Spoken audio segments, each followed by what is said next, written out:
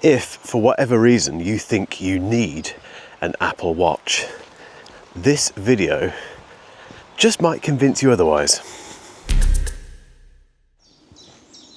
Welcome back to the channel, guys, and back to another hiking video, which must mean one thing. It's wearable review time again. And now it's Huawei's turn, because this week they've launched two new watches which compete very, very well against various Apple Watch iterations, if you like. And here's the kicker. They work with both Android and iOS. There's no platform incompatibilities there whatsoever. And they have better battery life overall than the Apple Watch, all of the Apple Watches. And they're just as fully featured. And one of them has a very unique feature. And let's start with the flagship, which is this, the Watch 5. Now, if you've watched this channel for any amount of time, you'll know that I prefer circular watches over square watches. They're just more me, which is why I kind of come and go with the Apple Watch. It's not really my type of watch. And for me, it just means that watches like the Watch 5 can be worn in lots of different scenarios. So it plays just as well in the gym as it does at the dinner table. And for me, the Apple Watch struggles with that. If you're wondering, there are two sizes. There's 46mm, which is the one that I'm wearing, and a new 42mm version. It's made from, and I will have to reference this, from 904L stainless steel and aerospace grade titanium, and the glass is spherical sapphire. So it's pretty tough. It also has 3000 nits of peak brightness, which is the same as the peak brightness on the Apple Watch Ultra 2. I need to stop comparing these watches to the Apple Watch, don't I? No, I don't. It also has something fairly unique that I've not seen before, certainly on an Apple Watch, but certainly not on any other smartwatch either, and that is something called X-Tap. Sorry, I have to keep referencing this, that there's so many names and things in these products.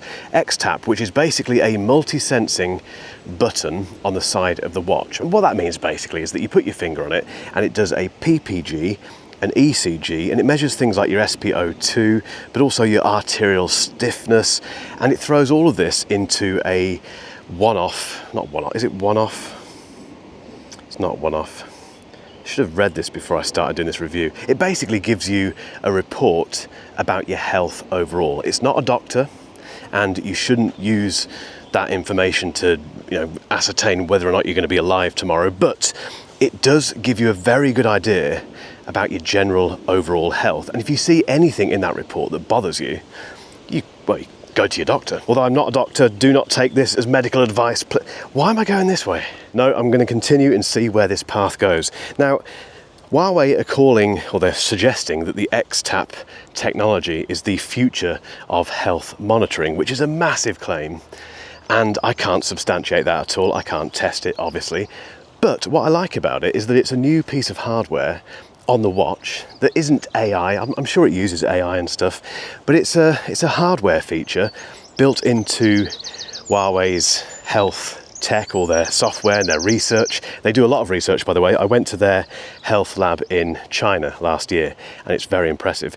But the point being, it's a hardware feature, and we've been sorely lacking hardware features in most, this sounds weird, doesn't it? But certainly in smartphones and wearables, for at least the last 18 months. Everything's just been AI, and it's very boring.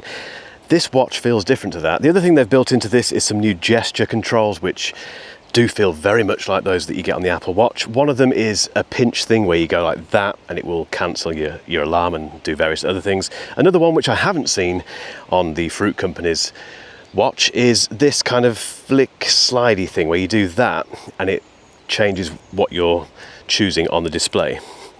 It works. It's intuitive, and actually it does work. Again, is it innovation? I think it is.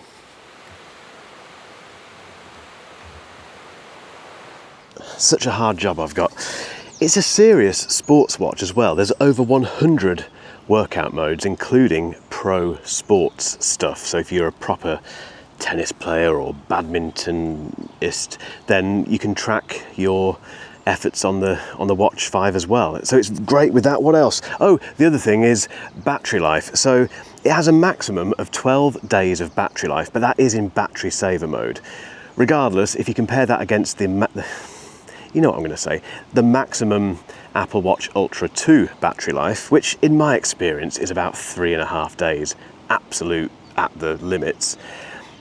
This watch absolutely smashes it. And if you're wondering what the standard battery life is, it's about 4.5 days, quoted by Huawei, but I think I've been getting about 5, if not a little bit more, from fairly regular standard use. So it's just, again, very convenient.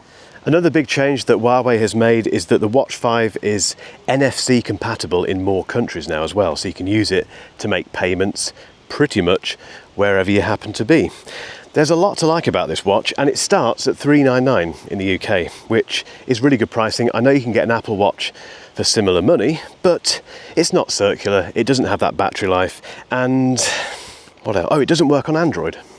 Back to the studio very quickly, and if you spend most of your day sitting down, writing, editing, or in my case filming these videos, a bad chair catches up with you very fast. I've recently been using the Flexis Spot BS14, and it's a fantastic chair that actually feels like it was built for how real people move, because a lot of chairs aren't. The backrest reclines from 98 to 125 degrees, and there's an 8-degree forward tilt that helps you sit upright without feeling forced. The lumbar support is also fully height adjustable, so is the headrest. It tilts and lifts to support your neck when you lean back. The armrest adjusts in every direction you can think of, up, down, side to side, so your arms aren't locked in one position all day. And the seat, you can change both the height and depth to match your build, plus it's got this waterfall edge and high density foam that takes pressure off your legs. It's basically incredibly comfortable. It's also super breathable thanks to this mesh, which matters way more than I expected. This chair, combined with the Flexis Spot E7 standing desk, has become a core part of my daily setup, and it's just so easy to switch between sitting and standing when I'm filming for long stretches. If your current chair is making longer days harder, this one's definitely worth checking out. The link is in the description, and thank you to Flexis Spot for sponsoring this video. Next up we have the Watch Fit 4 series, and series is an important word in this because originally we just had one Watch Fit. The Watch Fit 3, which I reviewed last year and absolutely loved because of the battery life and the fact it seemed to do everything the Apple Watch did. Now we have the Apple Watch, whoops, we have the Huawei Fit 4 and the Fit 4 Pro. And this is the Huawei Watch Fit 4 Pro. It's 9.5mm thick, or thin, whichever way you swing it, and it's 27 grams, which is very light and very thin. And interestingly, it's slightly a gnat's nink, as my dad would say, thinner than the Apple Watch Series 10. Basically, if the Apple Watch Ultra is way too thick for you and you don't want the Apple Watch Series 10 either because that still seems too thick, just get this. For me, it's a little bit too thin. It's not really an Apple Watch Ultra competitor in that respect because I like chunky watches, I like circular watches, but if I have to have a square watch, I'd want it to be the Apple Watch Ultra just because it's got some presence. So for me, it's just a little bit too thin on my arm, but there are some benefits to that. It's very inconspicuous. You don't know it's there. It's very comfortable when you're exercising. If you're sleeping with it on as well, you don't feel it at all. So there are quite a few benefits, even if you like bigger watches. And in fact, Huawei is calling this the industry's thinnest watch body. It's got some serious specs as well. It's got 3000 nits of peak brightness. It's got a titanium alloy bezel, which feels and looks nice. And for the first time ever in the Huawei Watch Fit series, it has a sapphire glass display. It also has improved GPS and it can track more pro sports. So Huawei has done quite a bit to this Watch Fit 4 Pro to make it very desirable. However, that's not the most desirable thing about it. There's two desirable factors. One of them is the battery life, which is 7 days typical and 10 days max, which in my experience is spot on. And then there's the price. In the UK, the Watch Fit 4 Pro costs £249.99, and the regular Watch Fit 4 costs £149.99. Going back to the Watch Fit 4 Pro, the whole kind of anti-Apple Watch Ultra thing they have going on, which is definitely there, is absolutely backed up by that price because it's incredibly tempting. And remember, this watch works on your iPhone. One thing I haven't really talked about in this video is the performance or the chip, and that's because I have no idea what chip's in there.